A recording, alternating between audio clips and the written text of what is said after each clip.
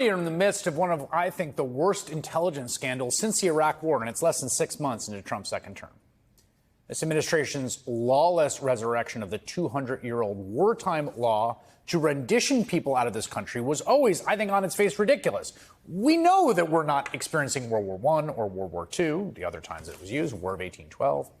Yet not only does Donald Trump still have to pretend we're at war, his administration had to concoct an elaborate conspiracy to justify it, whereby this Venezuelan gang, Tren de Aragua, is somehow under the direction of the Venezuelan government, and therefore Venezuela is invading our country with its gang members, which means we are at war. Obviously, all that is, ludicrous. We all know that, right? Well, it turns out the people inside the intelligence community knew it too. New York Times reporting in March, quote, American intelligence agencies circulated findings last month that stand starkly at odds with Mr. Trump's claims and calls into question the credibility of Mr. Trump's basis for invoking the Alien Enemies Act. Well, now we find out the chief of staff for the director of national intelligence is essentially trying to cook the books and rewrite the National Intelligence Council's official assessment to match the White House's lie. In an email to intelligence officials on April 3rd, Tulsi Gabbard's chief of staff, Joe Kent, wrote, quote, we need to do some rewriting and more analytic work so this document is not used against the DNI or POTUS. Let's just come out and say Tren de Aragua leaders are given sanctuary in Venezuela as their gang members commit horrendous crimes in America. The acting head of the National Intelligence Council did make those edits in a new intelligence assessment. But Gabbard fired him and his deputy anyway, smearing them as biased deep state bureaucrats. Charlie Savage is one of the New York Times reporters behind this story, and he joins me now. So, Charlie, just walk me through what the sort of intelligence community itself found when it was doing the work and what the reaction was from the chief of staff for the DNI. So this is a convoluted story that you did a good job of setting it up. There were two intelligence assessments. First, in February, when the Trump White House is getting ready to issue this Alien Enemies Act proclamation to summarily remove Venezuelans without due process, sent them to that notorious Salvadoran prison. They asked for an assessment of the relationship between Venezuela's government and this gang, because that old law you described requires a connection to the actions of a foreign state to be in this sort of wartime situation where its extra powers would be activatable.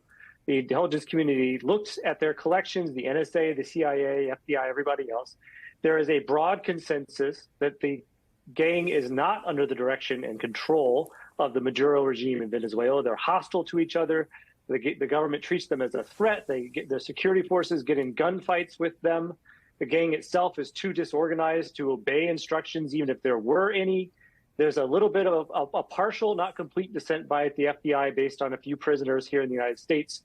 But the rest of the intelligence community thinks they're lying. They're making stuff up to try to get out of their own legal troubles. There's no intercepted communications, no intercepted financial data that you would see if there was this kind of coordination. So the intelligence community says this. The White House says, we're going to say the opposite in this proclamation anyway. Trump will come out in mid-March and he says, I find as president that It's true that the Venezuelan gang is being controlled by this government. And that sets off, when it's revealed that they said something that their government actually thinks is a lie to activate these powers, that sets off this effort to redo the intelligence assessment. And then even when it's in draft form, the chief of staff to Tulsi Gabbard asks for a further rewrite so it cannot be used to damage Trump for having said the opposite. Now, I think people of a certain age who particularly came up as reporters in the midst of the Iraq war learned intimately in that it's extremely dangerous to have political appointees sort of pushing down and altering intelligence, because what you want intelligence to do is to tell you what really the best assessment is, not what pleases the boss, not what's politically convenient. Obviously, in the case of Iraq, that was a whole other story. Kent's email to me strikes me as like wildly sort of out of line and anomalous for how these things usually go down. But maybe I'm wrong. What's your sort of understanding? There's something very blatant about this. Even in Iraq, the worst parts of Iraq were the insinuations by the Bush administration that Saddam Hussein was connected to al-Qaeda and somehow responsible for 9/11, even though they hated him as a secular ruler. There certainly was not a connection at all between al-Qaeda and Iraq.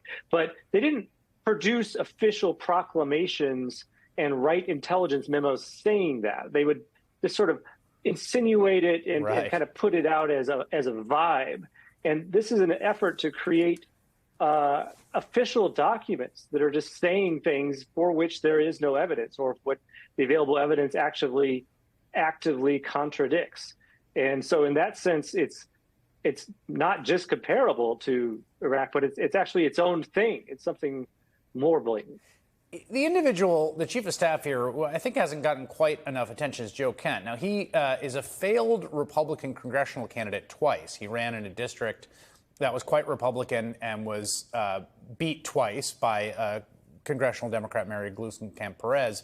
She now represents the most Trump voting district in the country. And the reason for that is Mr. Kent's past statements, affiliations and associations with certain extremists proved to be a burden on the campaign trail. He's now the guy, basically, I mean, chief of staff for DNI is a big deal. Like, he's kind of operationally running the American intelligence apparatus.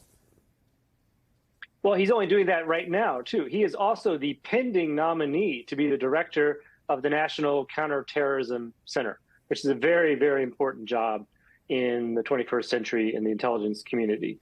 And he has this placeholder job right now as chief of staff to Tulsi Gabbard.